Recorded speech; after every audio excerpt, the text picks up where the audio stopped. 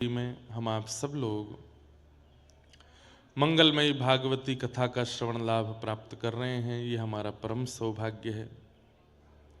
आज अमावस्या का पावन दिवस और संपूर्ण नैमिषारण्य में अद्भुत दर्शनार्थियों का तांता लगा है। सब आकर के यहाँ दर्शन कर रहे हैं, स्नान कर रहे हैं, अपने पुण्यों की प्राप्ति, अपने पूर्वजों के कल्याण के लिए, अपने पितरों के कल्याण के लिए, अपने आगामी वंश के कल्याण के लिए। कल से 84 कोस की यहाँ की परिक्रमा भी प्रारंभ होगी। वह भी वर्ष में इन्हीं दिनों में प्रारंभ होती है। मतलब एक प्रकार से महंत जी ने हम आप सब पर बड़ी कृपा की कि जिन दिनों में नैमिषारण्य आने का सबसे बड़ा महात्म्य है, उन्हीं दिनों में हमको यहाँ बुलाया गया है। इन्हीं दिनों में ही यहाँ आने का महत्व है। आज भारतवर्ष के लगभग सब संत वृंद नैमिषारण्य में होंगे, ऐसा मुझे पता चला, क्योंकि यही तिथि सबकी अपनी अपनी एक स्थिति है। वृंदावन कार्तिक मास, जन्माष्टमी, होली, इन तिथियों में बहुत सुंदर लगता है। रामनवमी, दीपावली ये अयोध्या के लिए बहुत सुंदर होती हैं। देव दिवाली, काशी, वाराणसी देव दिवाली के दिनों में बहुत अद्भुत होता है, उसमें जाने का महात्म्य भी है। श्री बद्रीनाथ धाम अधिकतर लोग पितृपक्ष में जाते हैं या फिर जून जुलाई के महीने में, श्रावण में, और जब अभी कपाट खुलेंगे उसके बाद दर्शन का वहां का महत्व है। सब स्थानों पर जाने की अपनी अपनी एक महिमा है और उस महिमा का वर्णन शास्त्रों में किया गया है। उन्हीं दिनों में जाने का लाभ ज्यादा है। वैसे तो नित्य जाना चाहिए, लेकिन नैमिषारण्य आने का जो शास्त्रों में प्रमाण दिया गया कि किन दिनों में जरूर जाना चाहिए, बाकी दिन तो जाना ही चाहिए पर इन दिनों में जरूर जाना चाहिए, उसमें ये फाल्गुनी मास की अमावस्या जो आज है, आज के दिन नैमिषारण्य आने का एक विशेष महत्व है। तो उन दिनों में हम आप सब लोग यहाँ आए हैं, ये हमारा परम सौभाग्य है। और आज बड़े बड़े सुंदर अनुपम दिवस हैं। जिस सभागृह में हम बैठ कर के कथा सुन रहे हैं, आज इस सभागृह को भी 25 वर्ष पूर्ण हो रहे हैं। और हमारे पूज्य महंत जी और उनकी अर्धांगिनी, आज उनके भी 25 वर्ष पूर्ण हो रहे हैं विवाह के। सब अनुपम दिवस एक साथ एक ही तिथि पर प्रकट हुए हैं, ये हमारा परम सौभाग्य है। विशेष दिनों में विशेष स्थान पर उपस्थित होना, यह भी भगवत कृपा है। पूज्य पिताजी महाराज नंदू भैया जी और आप सब लोग 25 वर्ष पहले यहाँ पर उपस्थित हुए थे। तब इस सभागृह को, यहाँ अनेक कथाएं हो चुकी हैं। यहाँ पर नैमिषारण्य क्षेत्र में ज्यादा भीड़ भाड़ नहीं होती। पूरे नैमिषारण्य क्षेत्र की भी आबादी 5-10 हजार होगी, 5-7 हजार, बस 5-7 हजार। तो पूरे नैमिषारण्य क्षेत्र की आबादी, जितनी सामान्य कथाओं में भीड़ हो जाती है उतने तो यहाँ लोग रहते हैं। लेकिन उसके बाद भी इस सभागृह में आज इतने सारे वैष्णव उपस्थित हैं, सबको हम बारंबार प्रणाम करते हैं, सबको बारंबार वंदन करते हैं। परम आनंद हो रहा है, परम उत्साह है। कल कथा के बाद हम थोड़ा नैमिषारण्य घूमने गए और देख करके कुछ अनुभूति करने का प्रयास कर रहे थे। तो यहाँ की गलियों में जाकर के, वृक्षों को देख करके, नदी का दर्शन करके और नैमिषारण्य संपूर्ण क्षेत्र को देख करके ऐसा लगता है कि यहाँ पर 17 पुराणों की कथा हुई थी। और यहाँ इतनी कथाएं हुई हैं कि सबसे बड़ी कथा की भूमि ही नैमिषारण्य है। भले ही आज कथाओं के लिए, वक्ताओं के लिए प्रसिद्धि वृंदावन की ज्यादा है, अयोध्या की ज्यादा है, हरिद्वार ऋषिकेश में भी खूब कथाएं होती हैं, परंतु कथा की मूल भूमि यही है। तो ऐसा लगता है कि कथा सुन सुन करके जिस प्रकार व्यक्ति में विरक्ति आ जाती है, वैसे ही नैमिषारण्य धाम में विरक्ति आ गई है। यहाँ की गलियों को जब आप देखेंगे, यहाँ के चौराहों को जब आप देखोगे, सब बिल्कुल शांत हैं, सब बिल्कुल धीर गंभीर हैं। आप यहाँ के वृक्षों को देखेंगे तो बहुत समय तक उनको देख सकते हैं, ऐसा लगता है कि वो भी कोई तपस्वी तपस्या कर रहे हैं। कथा सुनने के बाद श्रोता की जो स्थिति हो जाती है, वो स्थिति यहाँ पूरे नगर की हो गई है। इससे ये पता चलता है कि यहाँ मानव कथा नहीं सुन रहा है, यहाँ मानव पुण्य नहीं कर रहा है, यहाँ पर सब कुछ ये धाम कर रहा है, ये तीर्थ कर रहा है। इसलिए इस धाम तीर्थ को ही प्रणाम कर लिया जाए तो उसकी कृपा से हमारे पास कुछ प्राप्त हो जाए, हमारे जीवन में थोड़ी ठहराव आ जाए। नहीं तो आज भारत के लगभग समस्त तीर्थ, सबका विकास तो होना चाहिए, पर विकास में विनाश भी हो जाता है। किस चीज का? उसकी पुरातन स्थिति का विनाश होता है, उसके मूल रूप का विनाश हो जाता है।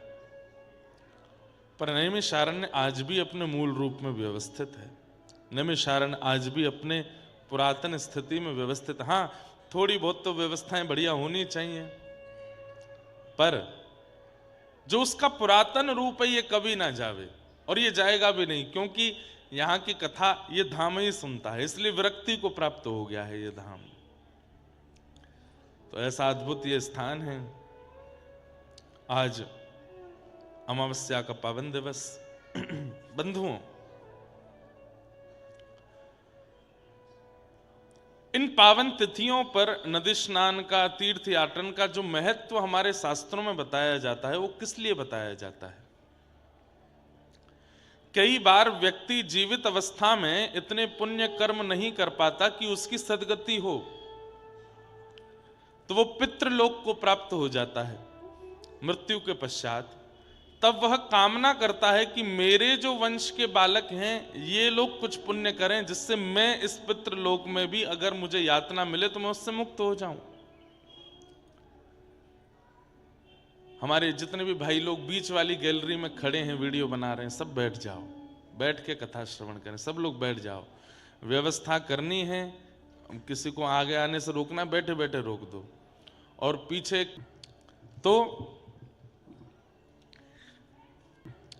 तो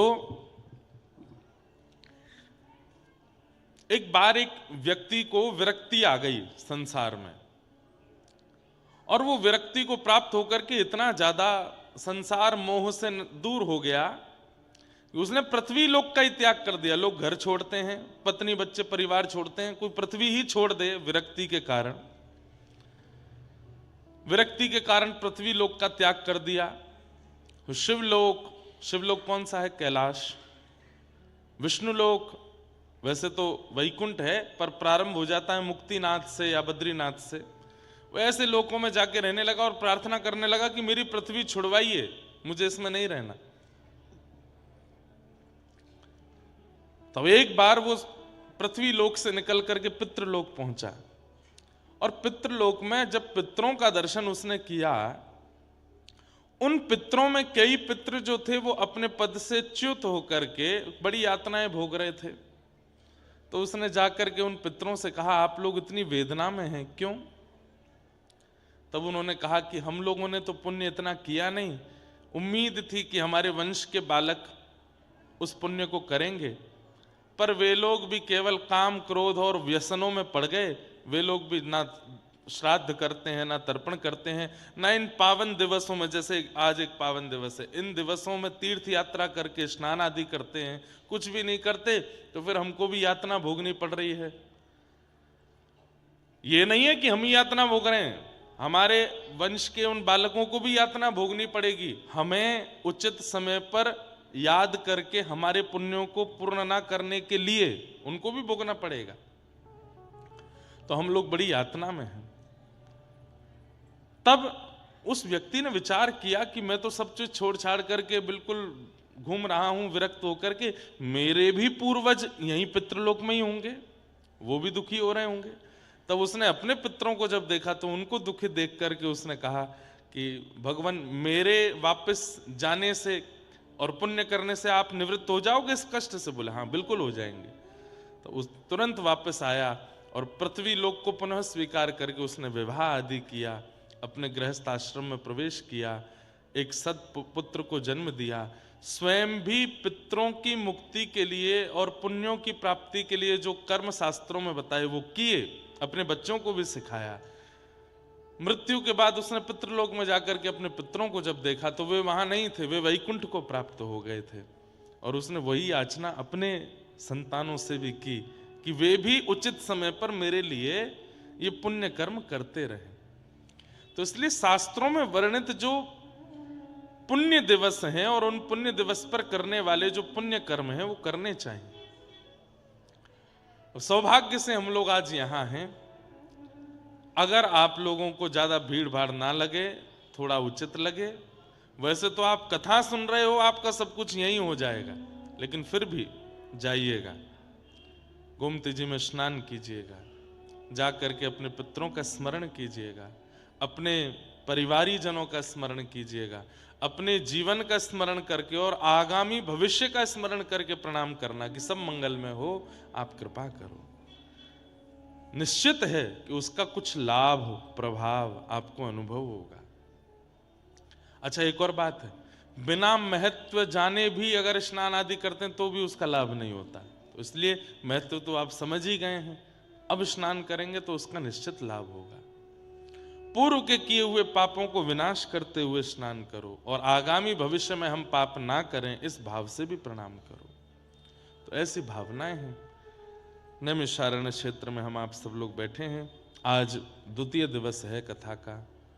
कल खूब आनंद हुए, खूब सुख मिला और बड़े आनंद के साथ प्रथम दिवस की कथा प्रारंभ हुई।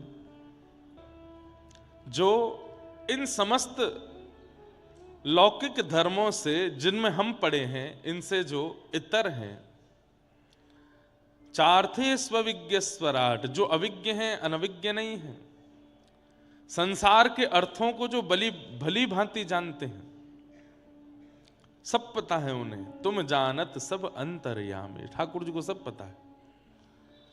इसीलिए मैं निवेदन किया करता हूं कथाओं में, उसे बताइए जिसे नहीं पता है। ठाकुर जी सब जानते हैं, हमारे आपके सबके जीवन के एक एक भाव। हम ही लोग कहते हैं कि चींटी के पग नूपुर बांधे तो भी साहिब सुनता है। तो फिर इस बात को हम मानते क्यों नहीं है कि उन्हें सब पता है? तो फिर बताने की आवश्यकता क्यों?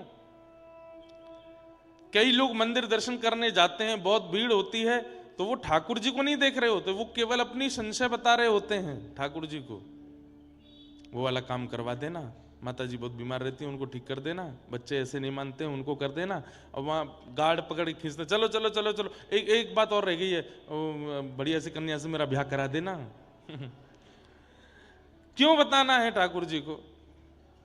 ठाकुर जी सब जानते हैं। भैया, बालक सबसे सुंदर अवस्था उसकी कौन सी होती है? जब तक वो अपनी इच्छा मां से नहीं कहता, मां जैसा करे उसमें स्वीकार, तब तक वो बालक सबसे सुंदर लगता है।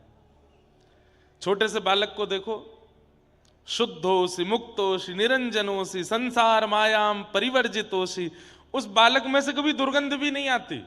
वो बालक इतना कोमल होता है, उसकी त्वचा का स्पर्श करो, उसके गालों का स्पर्श करो, उसकी बातें सुनो, उसके स्वभाव को देखो, उसकी निद्रा अवस्था देखो, उसकी ऊधम देखो, चलना फिरना देखो, सब आकर्षक होता है। क्यों? क्योंकि वो शुद्ध है, मुक्त है, निरंजन है, और सबसे बड़ी बात, अपनी इच्छाओं से परे है। वो अपनी मात्र इच्छा में रहता है, वो किसी के पराधीन है, अपने ऊपर अधीन नहीं होता। लेकिन वही बालक जब स्वयं इच्छा प्रकट करने लग जाता है, मुझे तो ये खाना है, मुझे तो ये पहनना है, मुझे तो वहां जाना है, मुझे तो उससे मिलना है, मुझे तो ऐसे रहना है, जैसे जैसे ये उसकी इच्छाएं प्रकट होती चली जाती हैं, बालक फिर कोमल रूप से निष्ठुर होता चला जाता। फिर उसके अंदर विकार आने शुरू हो जाते हैं, काम, क्रोध, लोभ, मोह, ईर्ष्या, द्वेष, अभिनिवेश, अहंता, ममता, चिंता, सब उसके अंदर आ जाती है। कब से? जब से वह स्वयं की इच्छा प्रकट करता है। भैया छोटे बालक रहिए ठाकुर जी के लिए। आपको सब पता है मुझे क्या चाहिए, मेरे लिए क्या जरूरी है, मेरे लिए क्या उपयुक्त है, नाथ वो मुझे दीजिएगा, जिससे मेरा हित हो नाथ वो कीजिएगा। गोस्वामी तुलसीदास जी महाराज की विनय पत्रिका में एक बहुत सुंदर पंक्ति है। मैंने बहुत समय से गाया नहीं उस पंक्ति को, पर बहुत सुंदर भाव है। भैरवी लो।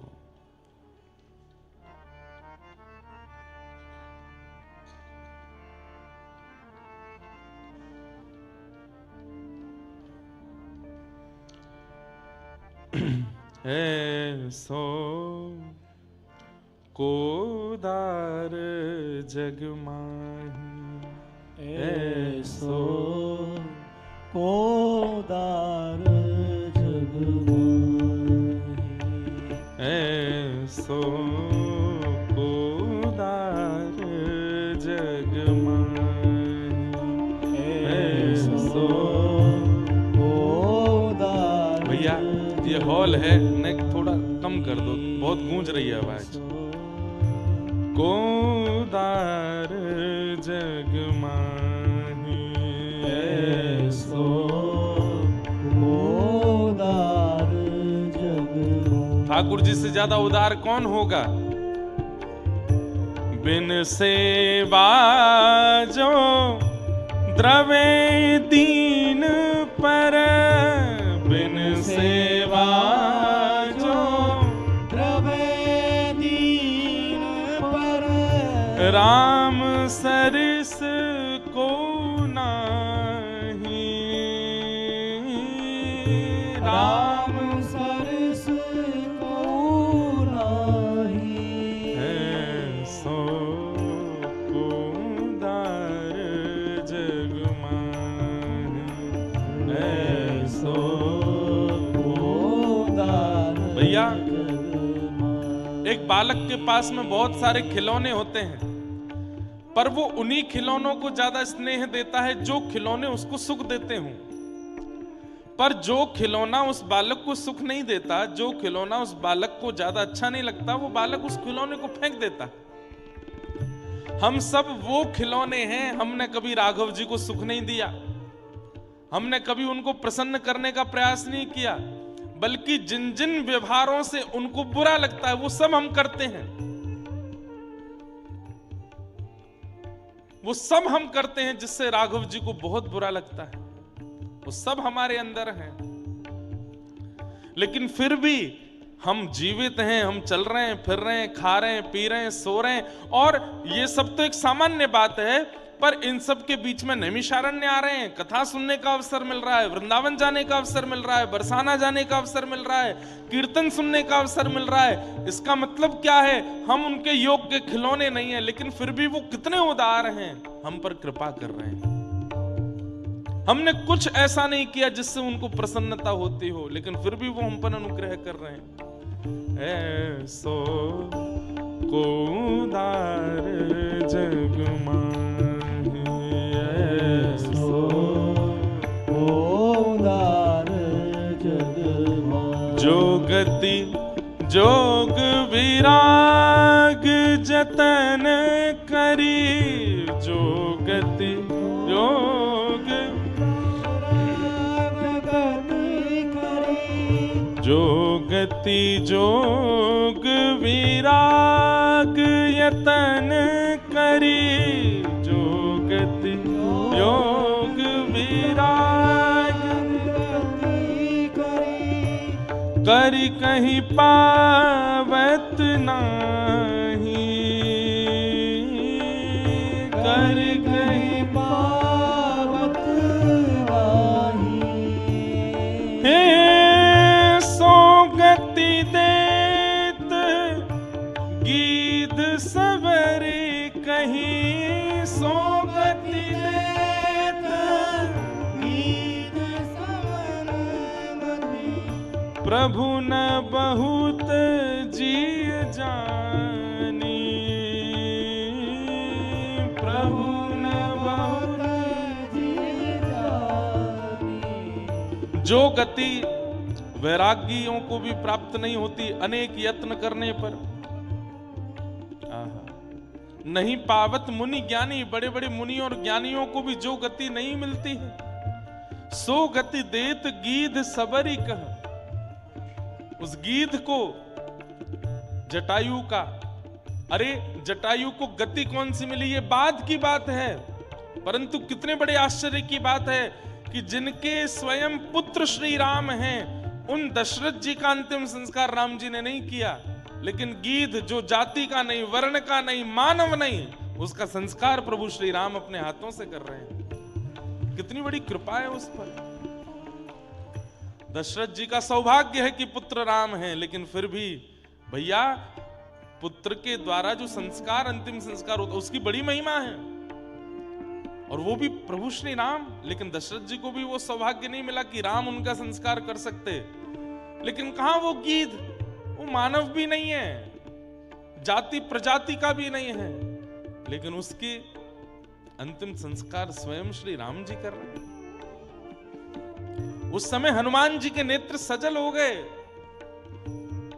दूर चिंतन करते करते जब राघव जी की लीला का चिंतन कर रहे थे प्रभु श्री हनुमान जी, तो चिंतन करके इतने भावुक हो गए, बोले कितना सौभाग्यशाली है वो जटायु। प्रभु श्री राम उसकी रक्षा कर रहे हैं, प्रभु श्री राम उसकी संस्कार कर रहे हैं, कितना बड़ा सौभाग्यशाली। वो सबरी, कहते हैं सबरी जी जिस वन में रहती थी, उस वन के सरोवर का जल लेने जाती थी। कुछ समय बाद वो सरोवर का जल सूख गया, तो उस वन में रहने वाले संतों ने सबरी को कोसा, बोले तेरे स्पर्श से ये सरोवर सूख गया, तू इतनी अभागनी है कि तेरे स्पर्श से ये सरोवर सूख गया, अब हम क्या पिएंगे, क्या खाएंगे। अरे तू कहीं और चली क्यों नहीं जाती, क्यों छोड़ के नहीं निकल जाती यहां से। सबरी बोली मैं चली जाती आपकी आज्ञा मान के, पर मेरे गुरुदेव कह करके गए हैं कि प्रभु श्री राम इस कुटिया में आएंगे, जब तक वे नहीं आ जाते तब तक बस रहने का अवसर दे दो। सबरी के लिए एक एक दिन भारी पड़ रहा है, क्योंकि उस वन प्रदेश के संत जन रोज सुनाते हैं सबरी को कि तू निकल जाए यहां से, तेरे कारण हमारा भजन भंग हो रहा है, तेरे कारण सरोवर सूख रहे हैं, तेरे कारण ऐसा होता है, ऐसा होता है।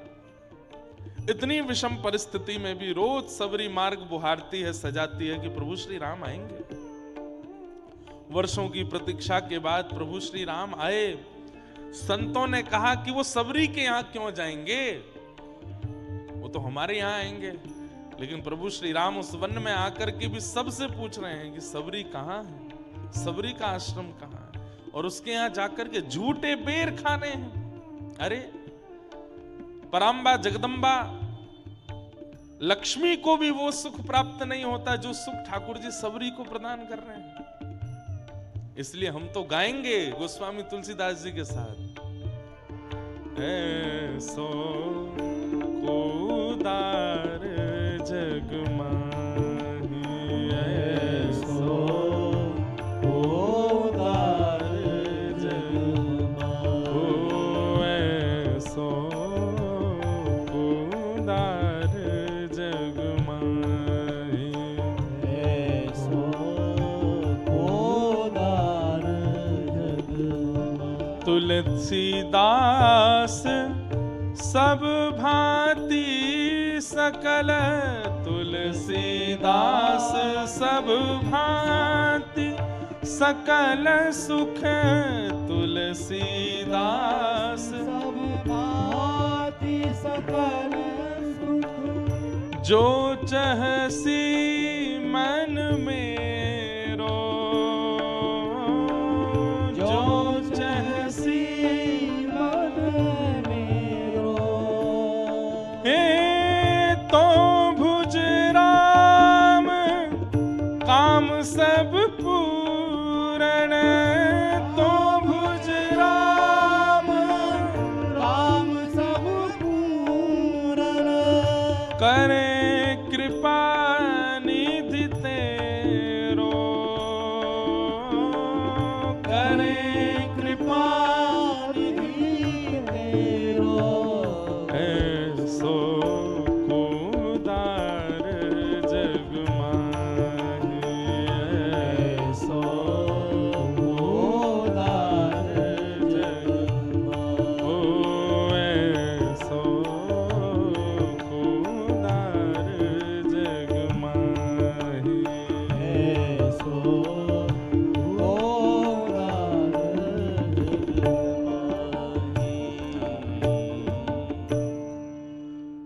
उदार हैं ठाकुर जी, परंतु उस उदारता में, उदारता का मतलब क्या होता है, वो सब जानते हैं और सब जानकर के वो देते हैं जो हमारी उम्मीद से भी परे है, जो हमारे कर्म से भी प्राप्त नहीं होने वाला, पुण्यों से भी प्राप्त नहीं होने वाला, जो हमारे अधिकार में है ही नहीं, वह भी हमें जो दे दे उसको उदार कहते हैं।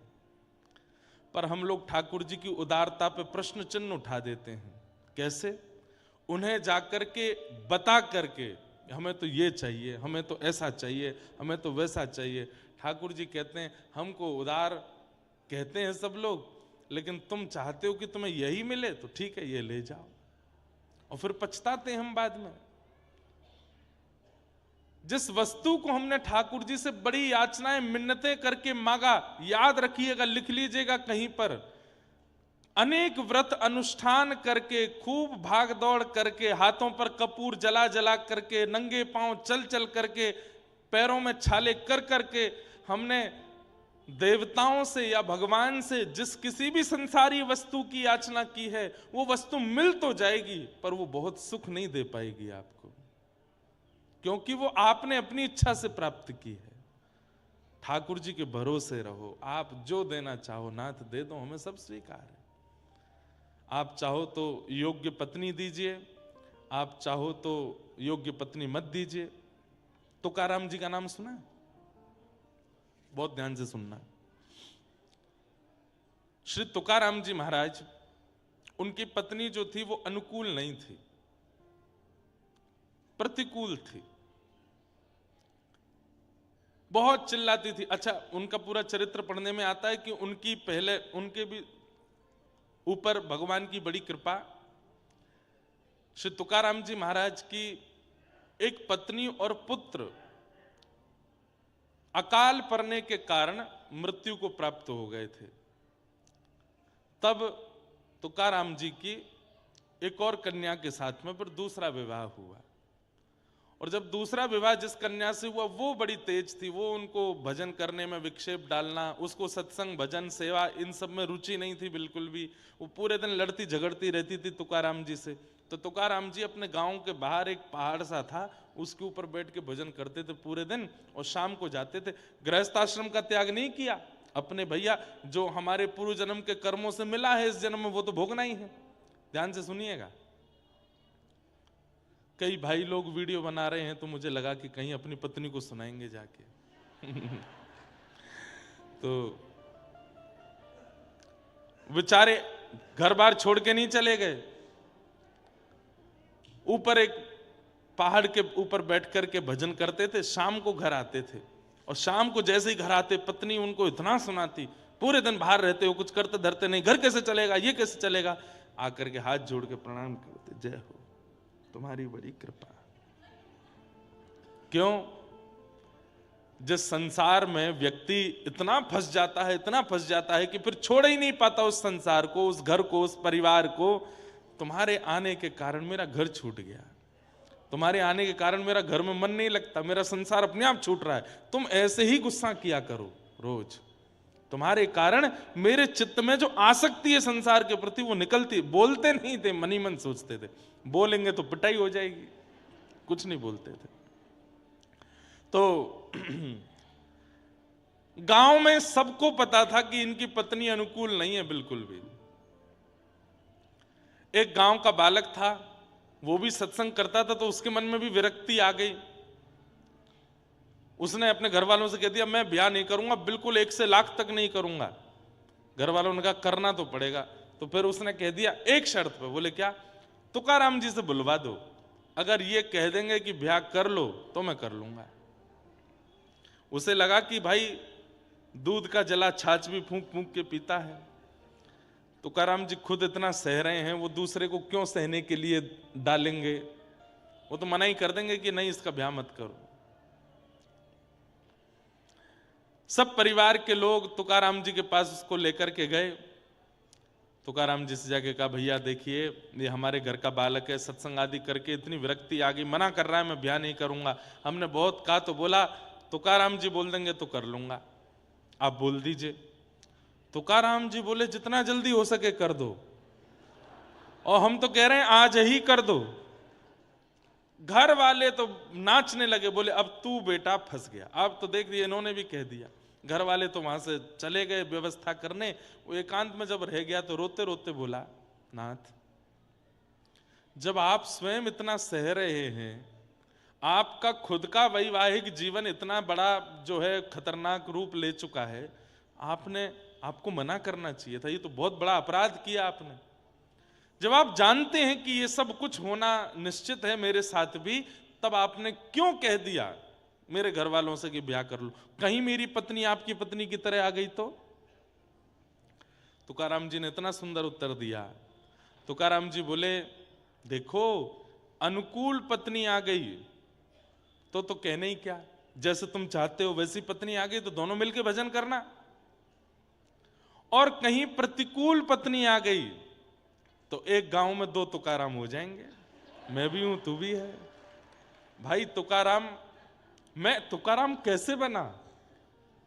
आज छत्रपति शिवाजी महाराज तुकाराम जी का प्रवचन सुनने आते थे। सोचिए, अगर आसपास के क्षेत्र में छत्रपति शिवाजी होते थे तो उनको पता चल जाता कि तुकाराम जी यही हैं, तो जाते थे, जाकर के उनका कीर्तन सुनते, प्रवचन सुनते थे।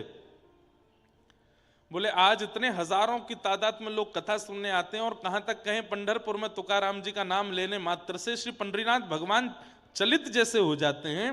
ये तुकाराम निर्माण किससे हुआ? जीवन में एक विपरीत पत्नी होने की वजह से। भैया देखो, ऐसा आवश्यक नहीं है कि हमारे जीवन में केवल अनुकूलता अनुकूलता रहेगी तो ही सब कुछ अच्छा रहेगा ना। प्रतिकूलता बहुत कुछ सिखाती है, अनुकूलता सिखाती नहीं है। अनुकूलता आपको सुख देती है, लेकिन आपका निर्माण तो प्रतिकूल अवस्था ही करती है। इसलिए प्रतिकूलताओं का सम्मान किया कीजिए।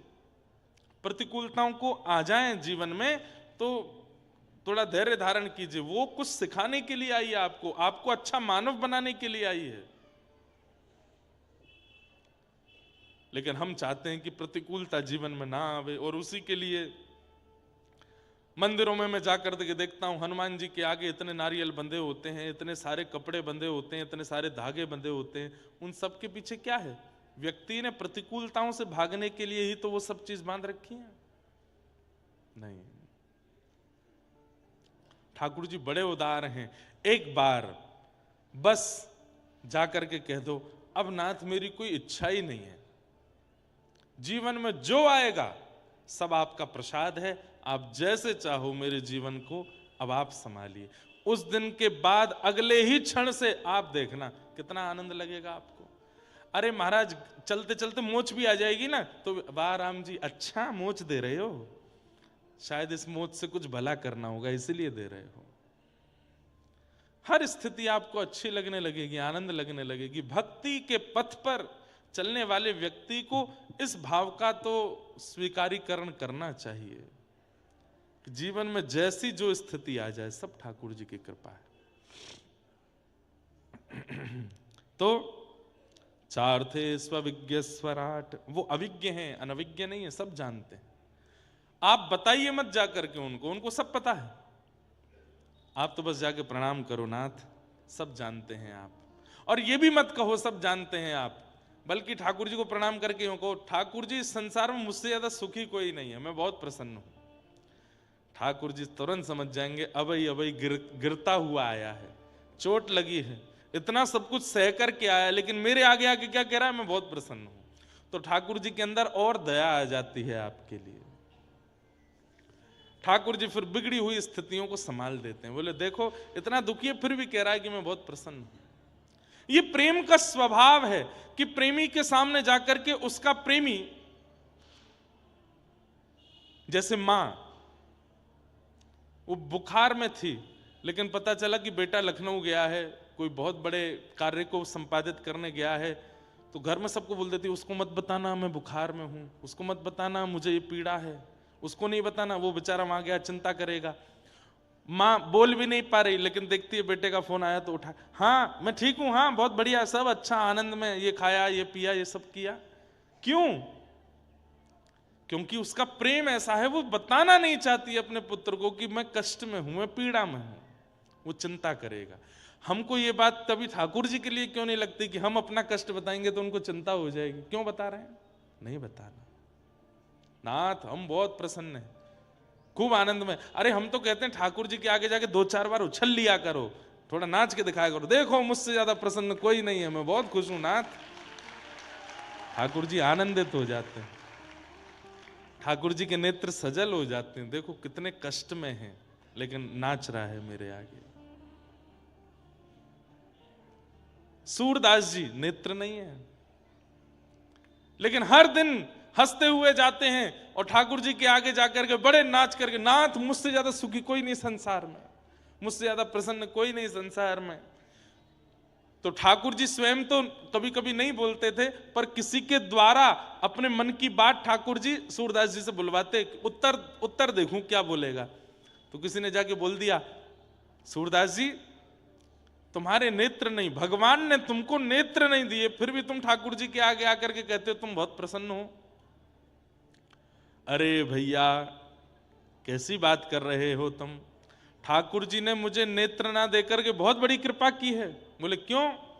बोले भैया अगर सामने गड्ढा आ जाए तो नेत्र वाले की जिम्मेवारी बन जाती कि गड्ढा देख के संभल के चले, पर मेरे तो नेत्र ही नहीं है, क्योंकि मेरी जिम्मेवारी मुझ पे नहीं ठाकुर जी ने ले रखी है कि तो मैं बचाऊंगा। आप अगर कोई अपराध करते हैं तो आप पर ठाकुर जी उंगली उठा सकते हैं, तेरे पास हाथ थे, पैर थे, आंख थी, बुद्धि थी, सब कुछ था, फिर भी तूने अपराध किया। अरे भाई कोई अपराध करने वाला व्यक्ति कह दे मुझ पर तो ये था ही नहीं, मेरे पास तो ये सामग्री नहीं थी इसलिए मुझसे हो गया, तब ठाकुर जी मान लेते, हाँ भाई तेरे पास तो था ही नहीं, तुझसे हो गया, तो उसमें क्या कहें। उसकी जिम्मेवारी तो ठाकुर जी धारण करते हैं। तो वो अविज्ञ हैं, अनविज्ञ नहीं हैं। तेने ब्रह्म हृदय आदि कवये, आदि कवि ब्रह्मा आदियों को भी जो ज्ञान प्रदान करते हैं। मुह्यन्ति यत्सूरयः, बड़े बड़े देवताओं को भी जो अपनी वाणी पर, अपनी लीला पर, अपने रूप पर, कभी मोहिनी बन करके, कभी गिरिराज धारण करके, कभी रावण वध करके, जो अपनी लीला आदि पर भी बड़े बड़े देवताओं को, बड़े बड़े सूरों को भी जो मोहित कर लेते हैं। तेजो वारि मृदाम यथा विनिमयो, पृथ्वी जल अग्नि वायु आकाश जिनके अधीन है, यत्र सर्गोम मृषा, जिनकी कृपा से ये मायावी संसार हमें बड़ा वास्तविक लगने लगता है। धामना स्वेन सदा निरस्त कुहकम सत्यम परम धीमहि, ऐसे परम सत्य परमात्मा को हम बारंबार प्रणाम करते हैं, बारंबार वंदन करते हैं, जिनसे इस पूरे संसार की रचना, जिनके कृपा से इस संसार में हम सबकी गतिविधि आदि सब निश्चित होती है, उन परमात्मा को हम बारंबार वंदन करते हैं। धर्म प्रोजित कैतवोत्र परमो निर्मत्सराणां सतां, वैद्यं वास्तवमत्र वस्तु शिवदं तापत्रयोन्मूलनम्। श्रीमद्भागवते महामुनिकृते किंबा परैरीश्वर, सद्यो हृद्यवरुध्यते त्रिकृतभिः शुश्रूषुभिस्तत्क्षणात्। बहुत ध्यान से सुनिएगा, आप लोग श्रोता तो बढ़िया हो, ध्यान से सुनते हो, अच्छे हो।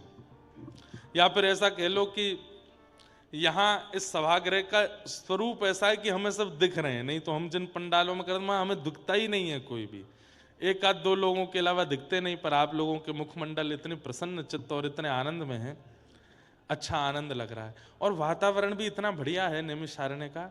और जगह तो गर्मियाँ आ गई, यहाँ अभी भी सर्दी है, यहाँ अभी भी ठंडी ठंडी सौंधी हवा चल रही है, शांति है, चारों तरफ से कोई ज़्यादा शोरगुल हल्ला कुछ भी नहीं है। तो ये ऐसा वातावरण, मतलब कथा के लिए जैसा वातावरण होना चाहिए वैसा यहाँ है। शाम को जाइए, अब आज तो भीड़ होगी, कल मैं गया था, श्री नदी के तट पर जाकर के दशाश्वमेध यज्ञ घाट पर या कहीं भी जाके बैठो, ऐसा लगता है कि बस कोई मिले ना, कोई आवे ना, थोड़ी देर यहाँ भजन करें, इतना आनंद लगता है। और नैमिषारण्य के घाटों के सामने वाले घाट बिल्कुल हरे भरे, उनमें वृक्ष लगे हैं, बिल्कुल शांति, दूर दूर तक एक भी व्यक्ति नहीं। कितना सुंदर चिंतन यहां बन सकता है अगर कोई बनाना चाहे तो। मुझे तो बहुत आनंद आ रहा है यहाँ पे, बहुत अच्छा लगा आकर के। अभी 2 दिन तो भीड़ है आज और कल, फिर भी एकांत मिल ही जाएगा, कहीं ढूंढ के बैठ जाओ। पर हम बार बार आपको संकेत करते हैं, बस ध्यान से बैठना। वन्य प्रदेश है,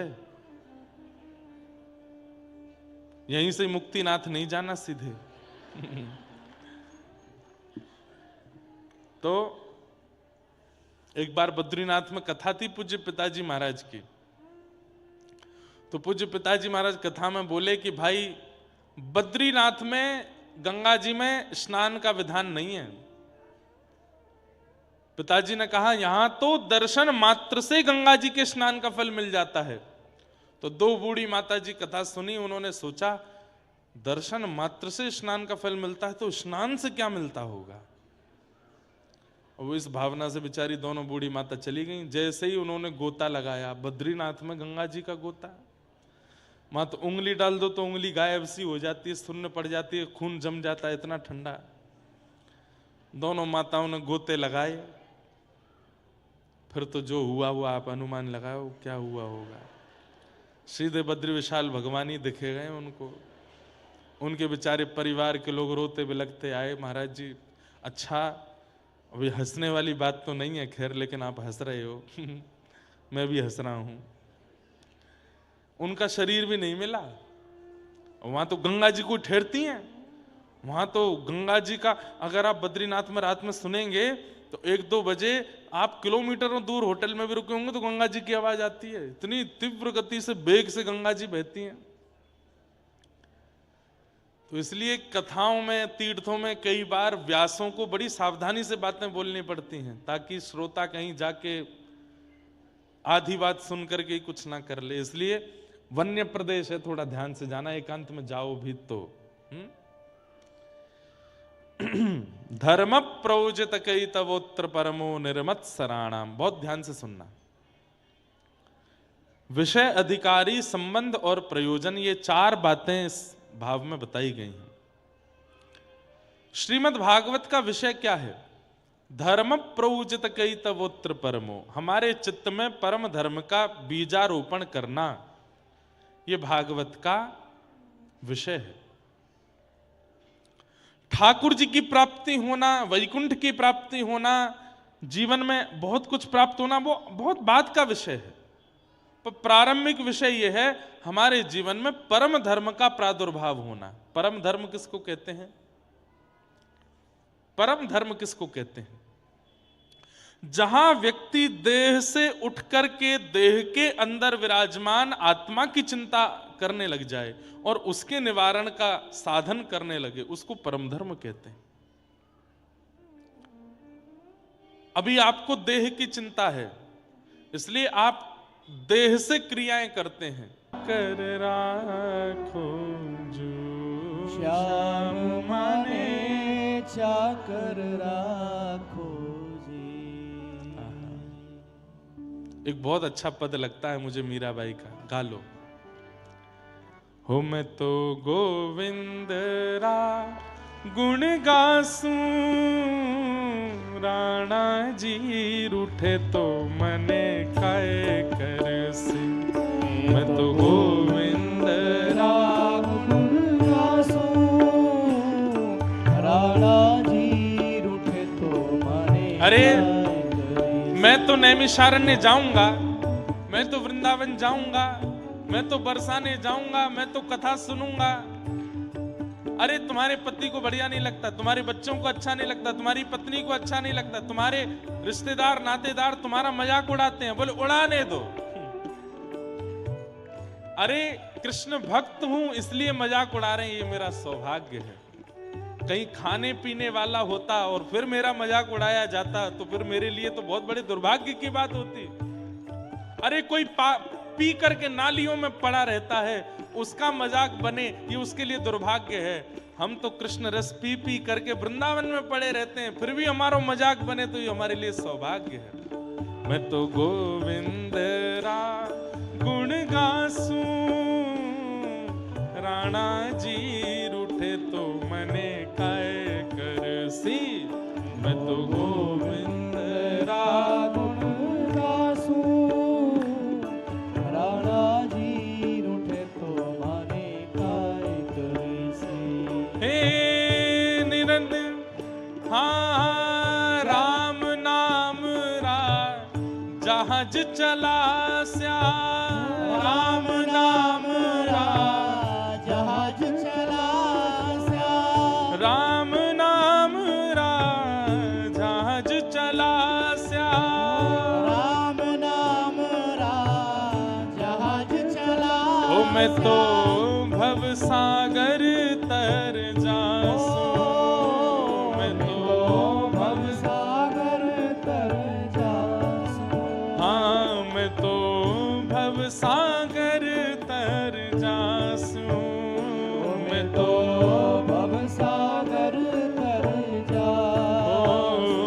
मैं तो गोविंद रा गुण गासूं, राणा जी रूठे तो मने काय करसी। मैं तो गोविंद रा गुण गासूं, राणा जी बोलो वृंदावन बिहारी लाल की। भुजा उठा के करताल बजा के गाओ।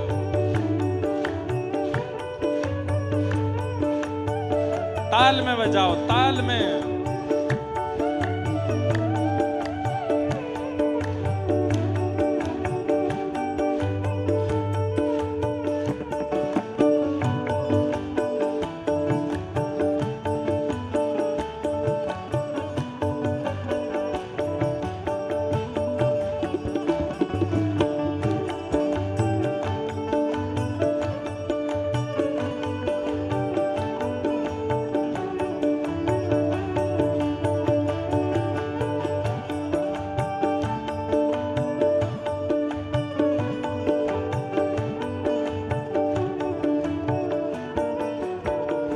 हे चरणामृत रा नेम हमारा, चरणामृत रा प्रेम हमारा। चरणामृत रा नेम हमारा।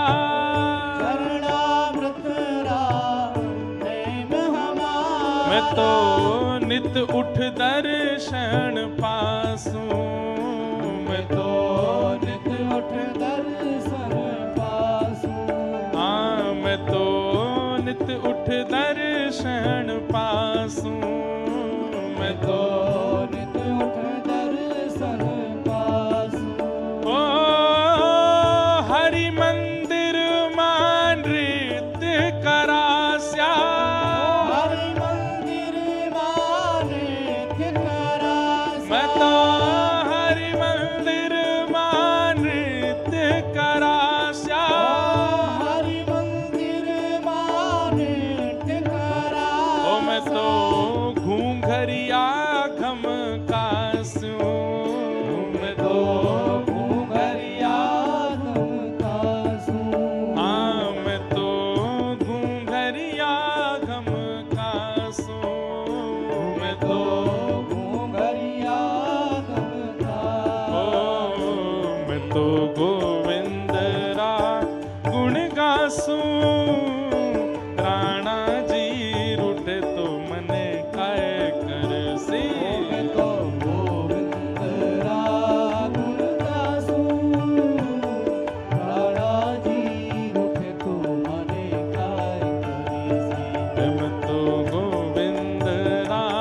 गुण गासूं, राणा जी रूठे तो मने काय करसी।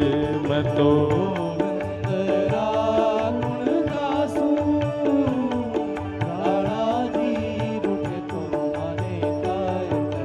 हे मीरा के प्रभु गिरधर नागर। जगह नहीं है ईर्ष्या दोषों के लिए। काम क्रोध लोभ मोह आना तो चाहते हैं पर उनको जगह नहीं मिलती, तब वे क्या करते हैं, एक ऐसे चिकित्सक को भेजते हैं जो भीतर जाके जगह बनाए, वो उसका नाम है ईर्ष्या। ईर्ष्या हमारे अंदर जैसे ही आती है तो वो जगह बनाने लगता है, और इतनी जगह बना लेता है, इतनी जगह बना लेता है कि वो फिर आमंत्रित करता, आ जाओ सबरे। तो काम क्रोध लोभ मोह द्वेष अभिनिवेश अहंता ममता चिंता सब एक साथ आके चित्त में बैठ जाते हैं। ईर्ष्या को ही नहीं आने दिया तो इसका मतलब स्थान ही नहीं बन पाया, और स्थान नहीं बन पाएगा तो बाकी के दोष आ ही नहीं पाएंगे। लेकिन दुर्भाग्य की बात है, आज हर दूसरे व्यक्ति के अंदर ईर्ष्या है। आप स्वयं से पूछिए, स्वयं से पूछिए, और अभी मत पूछिए, बाद में पूछना कथा के बाद। ईर्ष्या है किसी से? है तो सही, सबको है। और वही ईर्ष्या दोषों को जन्म देती है। भगवान से प्रार्थना करना, कभी ईर्ष्या चित्त में ना आवे। काम क्रोध लोभ मोह यदि चित्त में आ भी गए तो इनकी चिकित्सा हो जाएगी, पर ईर्ष्या आ गई तो उसकी चिकित्सा नहीं हो सकती, वो तो फिर आपका नाश करवा के ही जाएगी। और सबसे बड़ी बात है, ईर्ष्यालु व्यक्ति को ठाकुर जी की प्राप्ति नहीं होती। तो ऐसे ऐसे स्वभाव को हम लाएं क्यों जो भगवत मिलन में बाधा बने? किसी की उपलब्धियां देख करके, किसी के धन को देख करके, किसी के वैभव को देख करके, किसी की सुंदरता देख करके, किसी की प्रसन्नता देख करके आप ईर्ष्या में चले जा रहे हो, ये बहुत बड़ा दोष है। इससे बचने का प्रयास करो। मैं एक बात कहता हूं, श्रावण के दिनों में इस बार शंकर जी के ऊपर जल चढ़ाते हुए प्रार्थना करना, हे शंकर जी, हरि जी मोहे संत हृदय कर दीजो, हरि जी मोहे संत हृदय कर दीजो। हे नाथ, मुझे आप सरल बना दो, मेरे अंदर दया का संचार कर दीजिए, मेरे अंदर करुणा ले आइए नाथ, मेरे अंदर से ईर्ष्या को दूर कर दीजिए। हम ठाकुर जी से ये सब तो कभी मांगते नहीं, दुनिया भर के संसार मांगते रहते हैं। ठाकुर जी से मांगना है तो ये मांगो, ये हनुमान जी महाराज जैसे आप हो ना वैसे हमको बना दो, हे भोलेनाथ जैसे भोले आप हो वैसे हमको बना दो। अरे ठाकुर जी से याचना करो, हमको भोंदू बना दो, भोंदू, बिल्कुल भोंदू बना दो, सीधा बना दो हमको। हम बहुत बहुत चतुर हो गए नाथ, हमारे अंदर बहुत विकार हो गए, हमको सीधा कर दीजिए। ये क्यों नहीं मांगते हम ठाकुर जी से? बंधुओं, ज्ञानियों को ठाकुर जी मिलते हैं, विरक्तों को ठाकुर जी मिलते हैं, भक्तों को ठाकुर जी मिलते हैं, पर एक बात यह भी लिख लो, भोंदू को ठाकुर जी मिलते हैं। आपने उससे जाके कह दिया, बोले सूरज नहीं है, बोले तो ऊपर एक लालटेन लटका रखी है, तो मान जाए अच्छा लालटेन नहीं होगी। इतना भोंदू हो सकता है कोई? पर इतने भोंदू हो गए ना जिस दिन, उस दिन ठाकुर जी मिल जाएंगे। वाह, इतने सीधे हो भाई। अच्छा, कई परिवार के लोग मेरे को आकर के इस बात पर टोकते, महाराज जी आप कथा में कहते हो कि भोंदू बन जाओ, सीधे बन जाओ, सरल बन जाओ। आपको पता है कितना चालाक संसार है? हमारे बच्चे अगर स्मार्टनेस नहीं लाएंगे, हमारे बच्चे थोड़े क्लेवर नहीं होंगे, हमारे बच्चे थोड़े से अपने आप को इंप्रूव नहीं करेंगे, तो संसार उनके साथ खेलेगा, ये संसार उनको पागल बना देगा, संसार उनके साथ में दुर्व्यवहार करेगा। अरे जब व्यक्ति सरल चित्त हो जाता है ना, जब व्यक्ति सीधा हो जाता है, जब व्यक्ति भोंदू हो जाता है, बिल्कुल सीधा हो जाता है और संसार उससे खेल भी जाता है ना, तो फिर ठाकुर जी उसके साथ खेल कर जाते हैं। और ठाकुर जी जब खेल करते हैं तो फिर सारे खेल छोटे पड़ जाएंगे। घर में दो बालक हैं, एक बड़ा है एक छोटा है। मां को बाजार जाना है, बताओ कौन से बालक को संग लेके जाती है? क्यों? क्योंकि छोटा सीधा है। सीधा मतलब अब टेढ़ा भी हो तो भी छोटे को ही लेके जाती है। क्यों? क्योंकि छोटा ज्यादा अभी जानता नहीं कुछ, भोला है, ज्यादा इतना। बड़े और छोटे में अंतर किससे?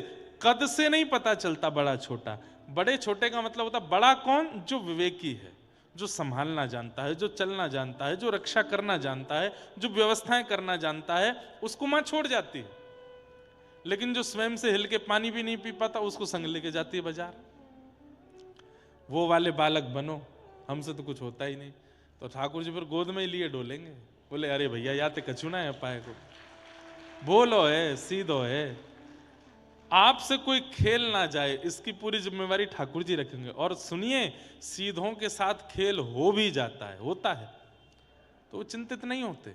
ठाकुर जी फिर उनके खिलाफ खेल खेलते हैं,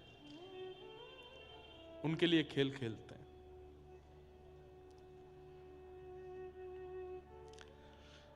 तो निर्मत सराणाम सताम, मात्सर्य दोष को चित्त में मत आने दीजिए। आप पूछेंगे महाराज जी मात्सर्य दोष ना आवे इसके लिए हम क्या करें? नित्य सत्संग करो, नित्य कथा सुनो और संग दोष से बचो। जो कुसंगी हैं, जाके संग कुमति उपजत है, पड़त भजन में भंग, तजोरे मन हरि विमुखन को संग। जाके संग कुमति उपजत है, मतलब आपने कभी विचार नहीं किया था गलत स्थान पर जाने का, पर किसी के संग आने से, उसको देख करके, उसके कहने से, उसके बताने से आपकी इच्छा हो गई अरे मैं भी करके देखूं एक बार, वही कुसंगी है। जाके संग कुमति उपजत है, पड़त भजन में भंग। और जिसके संग आने से कथा से रुचि उठ गई, धाम से रुचि उठ गई, नाम से रुचि उठ गई, सेवा से रुचि उठ गई। सोचिए, पहले तो मैं बहुत भजन कर लेता था, आजकल भजन क्यों छूट रहा है? किसका संग कर रहा हूं मैं? ऐसा कौन व्यक्ति है जिसके पास आने से मेरा भजन छूट रहा है? उसका त्याग करो। तजोरे मन हरि विमुखन को संग। क्यों? सूरदास जी कहते हैं, कहा होत पैपान कराए, विष नहीं तजत भुजंग। उसको कितना भी दूध पिला दो, सर्प जब डसेगा तो विष ही निकलता है। ऐसे ही कुसंगी व्यक्ति है, उसके संग में आने से आप बिगड़ जाओगे, वो नहीं सुधरेगा। इसलिए तजोरे मन हरि विमुखन को संग। उससे क्या होगा? मात्सर्य दोष चित्त में नहीं आएगा, ईर्ष्यालुता चित्त में नहीं आवेगी। वैद्यम वास्तवमत्र वस्तु शिवदम। तो विषय सुन लिया, अधिकारी सुन लिया, अब संबंध। श्रीमद् भागवत हमें क्या प्रदान करती है? तो वैद्यम वास्तवमत्र वस्तु शिवदम, ठाकुर जी से हमारा संबंध करा देती है। और कैसा संबंध? बोले कल्याणकारी। कथा सुनने के पश्चात ठाकुर जी के प्रति संबंध प्रगाढ़ हो जाता है, संबंध अटूट हो जाता है। ये कोई अपने से लगने लगते हैं। बहुत भोंदू भोंदू कर दिया, सुनाई देते हैं भोंदू की कथा, बड़ी मधुर कथा है। अच्छा, आप में से कितने लोगों ने भोंदू की कथा सुनी है? देखो कितने सारे लोग सुने, और कितनों ने नहीं सुनी वो हाथ ऊपर करो। ज्यादा लोग वो हैं जिन्होंने नहीं सुनी, तो सुनाते हैं। हमारे व्रजमंडल में रूप गोस्वामी पाद रहते थे, बिल्कुल सत्य घटना है। उनकी गौशाला में एक बड़ा सीधा व्यक्ति रहता था। उसका नाम तो कुछ और था, पर वो इतना सीधा था, इतना सीधा था कि सब उसको भोंदू बोलते थे। तो उसने भी अपना नाम भोंदू ही मान लिया। इतना सीधा था कि कोई उसको बोल देता ये गोबर नहीं है हलवा है, तो वो थाली में ले लेता था, हलवा ही होगा, इतना सीधा। और ऐसे सीधे लोगों को ठाकुर जी क्यों मिल जाते हैं? क्योंकि सीधे लोग ही कथा में कही गई बातों को भी सत्य मान करके स्वीकार करते हैं। चतुर लोग यूं सोचते हैं व्यास जी हैं, कुछ भी बोलने, इनको तो 4 घंटा निकालने हैं, कुछ भी बोलते रहेंगे, इनको तो बस बढ़िया बढ़िया मीठी मीठी चुपड़ी बातें करनी है। चतुर लोग ऐसे सुनते हैं कथा, पर सीधे लोग अच्छा ऐसा होता है, ऐसे हो जाता है, वो तुरंत उतार लेते हैं चित्त में। तो भोंदू पूरे दिन तो गौ सेवा करता था, गौ चारण करता था। शाम को जब गौ सानी आदि करके दूध काढ़ करके जब गैया निवृत्त हो जाती तो भोंदू भी फ्री हो जाता। तब रूप गोस्वामी जी का प्रवचन होता था, जीव गोस्वामी जी का, वहां बैठ करके सुनता था और उनके प्रवचन सुनता था। एक दिन वो सबसे पीछे बैठ के सुनता था, सारे बड़े बड़े विद्वान शिष्य आगे बैठते थे, भोंदू सबसे पीछे बैठता था। एक दिन जीव गोस्वामी पाद कथा में बोले, आहा तम गो रजत छुरित कुंतल वद्दवरह वन्य प्रसून रुचिरे क्षण चारुहासम। ठाकुर जी सिर पर सुंदर स्वाफी बांध करके, सुंदर सुंदर तिलक छापे लगा करके, ऊंची काचनी पहन करके, अपनी वंशी को कमर में बांध करके, हाथों में बछड़ा बछियाओं के रस्सा लेकर के ठाकुर जी गौ चारण के लिए जा रहे हैं। आगे गाय, पाछे गाय, इत गाय, उत गाय, गोविंद को गायन में बसवो ही बावे। यहां से होए होए करते हुए सब ग्वाल वाल चिल्लाते हुए चल रहे हैं, गैया चरा रहे हैं, गैयाओं की चरणरज उड़ करके ठाकुर जी के मुखमंडल पे लग रही है, सब चर्चा करते हुए चल रहे थे। और तभी ठाकुर जी गौचारण करते हुए भांडीर वन पहुंचे। ठाकुर जी भांडीर वन आए हैं, सब लोग ध्यान से सुनना। और जैसे ही भांडीर वन का नाम सुना, पीछे बैठा बैठा भोंदू बोला, अरे भांडीर वन, भांडीर वन तो मैं जाता हूं गैया चराने, भांडीर वन तो हमेशा मैं गया हूं अपनी गायों को चराने के लिए। गुरुदेव बता रहे कि भांडीर वन ठाकुर जी जाते हैं गैया चराने। अरे भोंदू तू कितनो बाबड़ो है, भांडीर वन गैया चरावे 10 सालन ते जा रहो है, आज तक तेने ठाकुर जी ना देखे वहां पे। अपने मन से बोला कल जाऊंगो। अरे मैं हूं तो बाबड़ो हूं, मैं गैयान को छोड़ करके पौड़ जाऊं, लेट जाऊं। अब कल सो मैं जाऊंगो और भांडीर वन में जाके लेटूंगो नहीं, ढूंढूंगो ठाकुर जी कहां है। उसने विश्वास मान लिया। अब मैं कितना भी कहता हूं नैमिषारण्य में वह पेड़ के पास ठाकुर जी बैठे, आप विश्वास नहीं मानोगे, पर भोंदू मान जाएगा। मैं कितना भी कहूं, कल मैंने कहा कि नैमिषारण्य का अरण्य ही श्री कृष्ण है, यहां वन ही ठाकुर जी हैं, पर आप नहीं मानोगे, पर भोंदू मान जाएगा। भोंदू ने सोचा गुरुदेव कह रहे हैं कि भांडीर वन में गैया चराने ठाकुर जी जाते हैं, मैं जाऊंगा। अगले दिन भांडीर वन गया, वो रोज ही जाता था भांडीर वन। भांडीर वन पहुंच करके आज गायों को चराने छोड़ दिया। रोज तो वो लेट जाता था वृक्ष के नीचे, सोता था, लेकिन आज सोया नहीं, आज ढूंढ रहा है, ठाकुर जी को ढूंढ रहा है। कहां है श्याम सुंदर, कहां है भगवान, कहां है ठाकुर जी। 1 दिन हो गए, 2 दिन हो गए, 3 दिन हो गए, 4-5 दिन जब निकल गए, ठाकुर जी जब नहीं मिले, 5वें दिन रोने लगा। मैं 10 सालों से आया भांडीर वन, ठाकुर जी नहीं आए। ऐसा तो नहीं है ठाकुर जी ने वन बदल दियो हो, कहीं और चराने लग गए हों गैया। इतने भावुक हृदय से रुदन करने लगा। ठाकुर जी के मन को अब सहन नहीं हुआ, बोले कि ये रोज ढूंढ रहा है मुझे। अरे इस बावड़े को कौन बतावे कि मैं द्वापर में चराता था, अब कलयुग में थोड़ी चराता हूं गैया भांडीर वन में, लेकिन ये इतनी उत्सुकता से ढूंढ रहा है। ठाकुर जी ने मन में विचार किया, बहुत दिन आएंगे मंदिर में बैठे बैठे, आज चलें, आज ने एक भोंदू से मिलके आवे, और इससे मिलने में कोई हानि भी नहीं है, अच्छा ही है। इतने में ही क्या देखता है भोंदू, असंख्य गायों का झुंड सामने से आ रहा है, और तभी देखता है कि 2 विशाल गाय इधर उधर हुई, और बीच में पीली पीतांबरी पहने हुए, सिर पर ढांटा बांधे हुए, कमर पर लठिया टांगे हुए, बढ़िया छाग लटक रही है, और मदमस्त चाल के साथ मधुर नेत्र हैं ठाकुर जी के, कटाक्ष नेत्रों से इधर उधर देखते हुए, आहा वरहा पीडम नटवर वपुः कर्णयो कर्णकारम विभ्रतवासः कनक कपिसं वैजयंतीं चमालाम रंध्रान वेणु अधर सुदया पूरयन गोप वृंदई वृंदारण्यम स्वपदरमणम प्राविशद गीत कीर्ति। ठाकुर जी वेणु चराते, वेणु बजाते हुए जैसे प्रकट हुए, भोंदू तो देखता ही रह गया, पलक झपकना भूल गया। ठाकुर जी आके बिल्कुल सामने ठाड़े है गए। अरे कहा देख रो है? भोंदू बोलना भूल गया, शब्द ही नहीं पता क्या बोलना है। अरे तोते बात कर रहा हूं मैं, कहा देख रो है?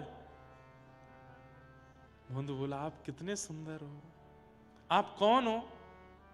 बोले मैं तो नंद जी को लाला हूं, मैं यशोदा जी को लाला हूं।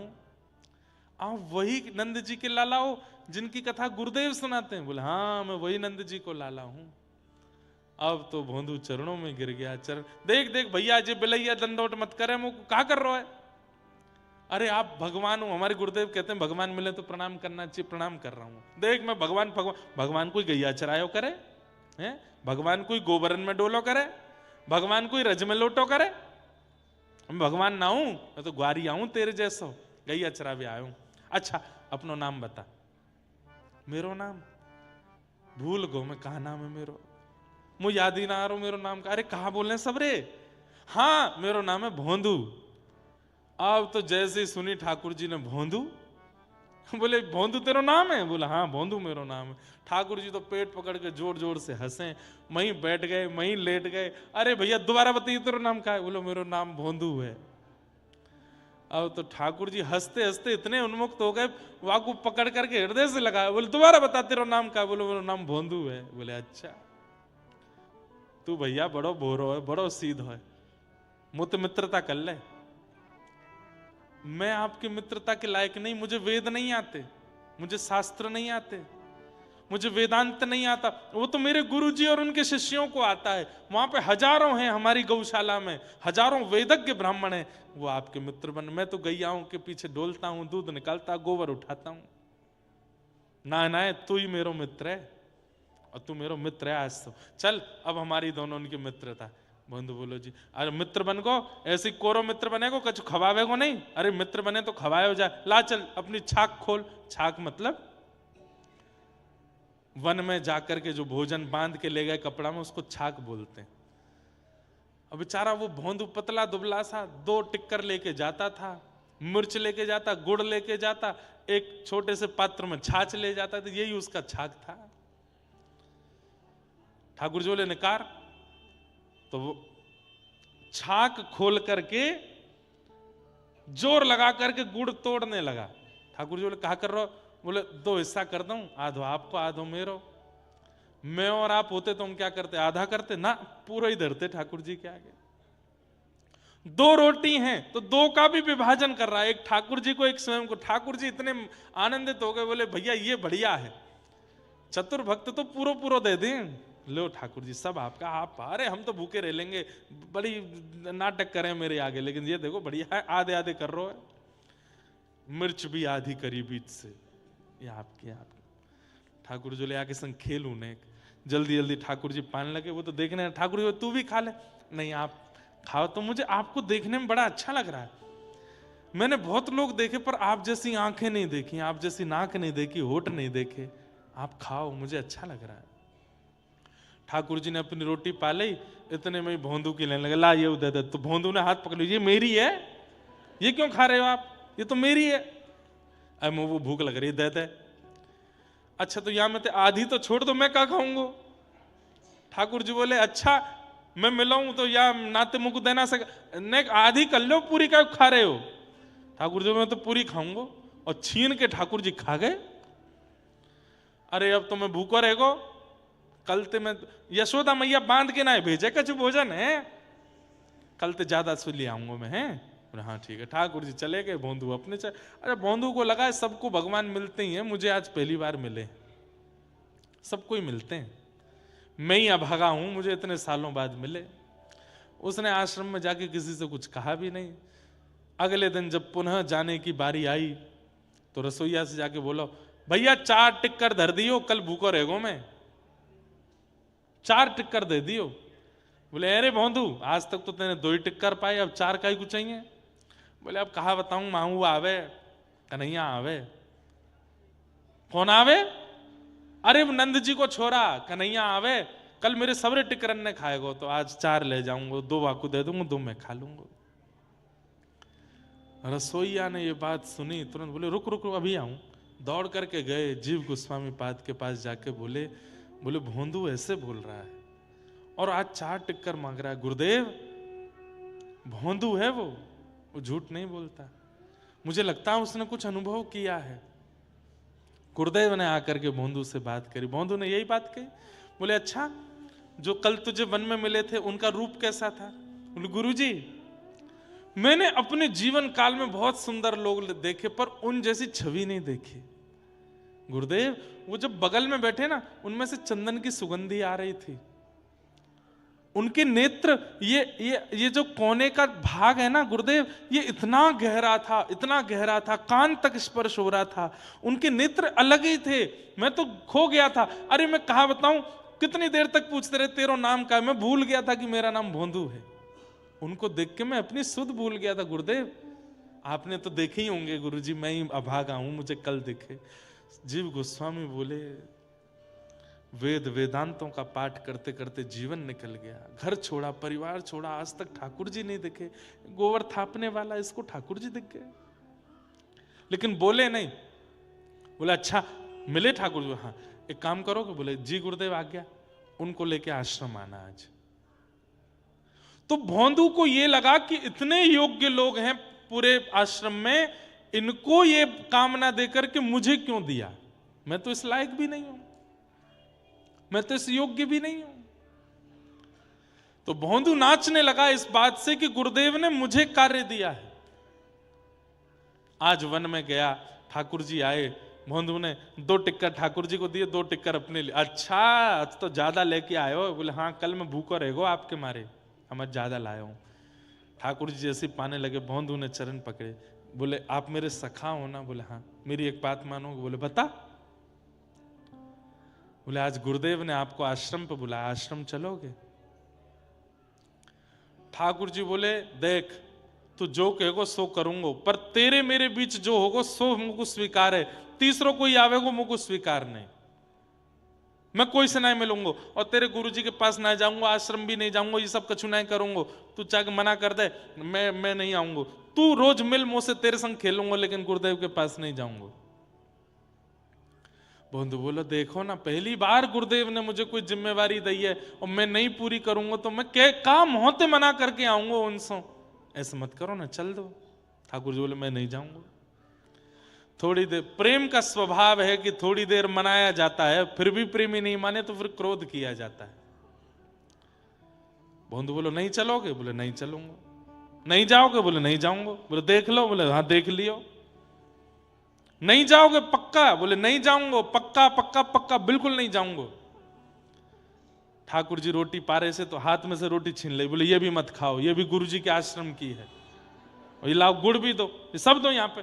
ठाकुर जी कह रहे तो ये तो पान है। बोले ना ये भी नहीं पाओगे। और सुनो? बोले हाँ, कल ते दिख मत जाइयो यहाँ पे मुझे।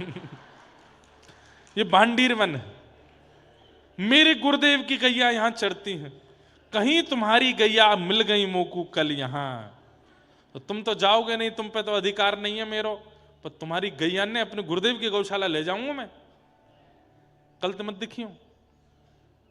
ठाकुर जी बोले अच्छा ऐसे करेगा? बोले हाँ ऐसी ही बात है। और सुनो? बोले कहा मैं जा रहा हूं। कहां जा रहा हो? बोले चर गई मेरी गैया, मैं जा रहा हूं वापस, तुम्हारे पास बैठनो भी ना है मुझे। और सुनो? बोले हाँ, आम पाम 100 साल की कट्टी, कल सखा बने थे दोनों, आज मैंने सखत तोड़ दिया। इतना भोला है भोंदू। ठाकुर जी हंस भी रहे और नेत्रों में आंसू भी आ रहे। ए भोंदू, ए इधर इधर, दूर रहो, मत छियो मत मुंह को। देख कैसी मुंह में तो चंदन की सुगंधी आ रही है, मुंह तो दुर्गंध लग रही है। राम राम राम, मुंह तो दूर रहो, मुझसे मत मिलो। जैसे ही भोंदू जाने लगा, ठाकुर जी ने 3 बार आवाज लगाई, भोंदू सुन तो सही, लेकिन भोंदू नहीं बोलो। देख मैं 3 तक गिनती गिन रहा हूं, अगर तेने पीछे मुड़ के नहीं देखो तो मैं मान जाऊंगा कि तेने मुझसे मित्रता तोड़ दी। ठाकुर जी बोले 1, भोंदू नहीं देखा। ठाकुर जी बोले 2, भोंदू ने नहीं देखा। अब 3 ठाकुर जी नहीं बोल पा रहे कि कहीं मैंने बोल दिया और उसने नहीं देखा तो मित्रता टूट जाएगी, मैं तोड़ना नहीं चाहता। 3 ठाकुर जी नहीं बोल रहे हैं। भोंदू खड़े होकर के बिना पीछे देखे बोला 3 तो बोलो। ठाकुर जी नहीं बोले, दौड़ करके गए, जाकर के भोंदू के कमर से लिपट गए और बोले सुन, चल ले चल अपने गुरुदेव के पास, नहीं तोड़ूंगा तो सौमित्रता, चलूंगा तेरे संग। और जैसे एक छोटे बालक को पिता अपनी कमर पे ऐसे लटका लेता है कंधे पर, ऐसे भोंदू ठाकुर जी के दोनों चरण और यहाँ पे हाथ लटका करके गुरुदेव के आश्रम लाया। गुरुदेव तो देखते ही मूर्छित हो गए। होश में जब आए तब त्रिभंग ललित श्याम सुंदर को देख करके बोले, हे नाथ, जीवन निकल गया पर कभी आपके दर्शन नहीं हुए, आज प्रथम बार आपके दर्शन। ठाकुर जी बोले, मैं आपको दर्शन देने नहीं आया हूं, तो आपसे आज्ञा लेने आया हूं। बोले क्या? आपके इस शिष्य को मैं सदा के लिए अपने साथ ले जा रहा हूं। और भौंदू को हाथ पकड़ करके ठाकुर जी अंतर ध्यान हो गए, अपनी लीला में लेकर के उसको चले गए। सोचिए क्या किया जीवन में उसने? कुछ भी नहीं। सरल सहज चित्त, भले ही साधना ना की हो, भले ही भजन ना किया हो, भले ही तप ना किया हो, पर चित्त सरल है तो ठाकुर जी स्वीकार करते हैं। ऐसे भौंदू की मधुर कथा। मेरा गोपाल गिरधारी जमाने से निराला है, मेरा गोपाल गिरधारी जमाने से निराला। अभी आज बंधुओं हमारे इस स्थान को भी 25 वर्ष हो रहे हैं। महंत जी के भी आज विवाह के वर्षगांठ के 25 वर्ष हैं। उस उपलक्ष्य में आज कितनी कन्याएं हैं महाराज जी? 47 कन्या। वो कन्याएं किन्हीं के पिता नहीं हैं, किन्हीं की मां नहीं है, किन्हीं के परिवार में इतना योग्यता नहीं कि वो उन कन्याओं का विवाह कर सकें। उन चुनी हुई 47 कन्याओं के, जिनके परिवार में वास्तव में व्यवस्था नहीं है, उन कन्याओं को आज यहाँ हनुमानगढ़ी जी की ओर से, व्यासपीठ की ओर से महंत जी उनका विवाह संपादित हो सके उतनी धनराशि यहाँ व्यासपीठ से दिला रहे हैं। और अन्य अन्य व्यवस्थाओं के लिए आप लोगों ने सहयोग किया होगा, पर इस व्यवस्था में जितनी भी धनराशि उन माताएं, उन बहनों को दी जा रही हैं, वो सब हमारे महंत जी अपने जेब से ही खर्च कर रहे हैं। ठाकुर जी कृपा करें, ऐसे ही इन पर भाव बना रहे। अब आप सब लोग थोड़ी देर विराज करके उस मधुर भाव का दर्शन करें। और हम तो भैया ये चाहेंगे, अभी मैं बागेश्वर धाम भी गया था, वहाँ पर 300 कन्याओं का विवाह, ऐसे ही कन्याओं का विवाह हुआ। वहाँ पर भी मैं ये बात बोल के आया, यहाँ पर भी मैं यही बात कहूँगा कि ये संख्या कभी बढ़नी नहीं चाहिए। इस संसार में कोई भी बहन, कोई भी परिवार इतना अयोग्य कभी ना रहे कि वो अपनी पुत्री का विवाह ना कर सकें। हम यही प्रार्थना करेंगे। हम हनुमान जी से आज यही प्रार्थना करेंगे। आज जिन कन्याओं के विवाह के लिए धनराशि दी जा रही है, हे हनुमान जी ऐसी कृपा करना कि हम कन्यादान दें, पर कभी किसी कन्या के परिवार में ऐसी स्थिति ना आवे कि वो अपना विवाह ना कर सके। ये वहाँ पे जब हमने 2 वर्ष पहले कथा की थी बागेश्वर में, तब 151 कन्याओं का था, पिछले वर्ष 200 कन्याओं का था, इस वर्ष 300 कन्याओं का था। तो मैं वहाँ पे भी बोल के आया, मैंने कहा ये संख्या अब बढ़े ना घटे, ये कन्याएं अयोग्य रहे ना, बल्कि ऐसा रहे कि हमारे हनुमानगढ़ी और यहाँ के संत जन एक उत्साहपूर्ण हो रहे विवाह में अपनी राशि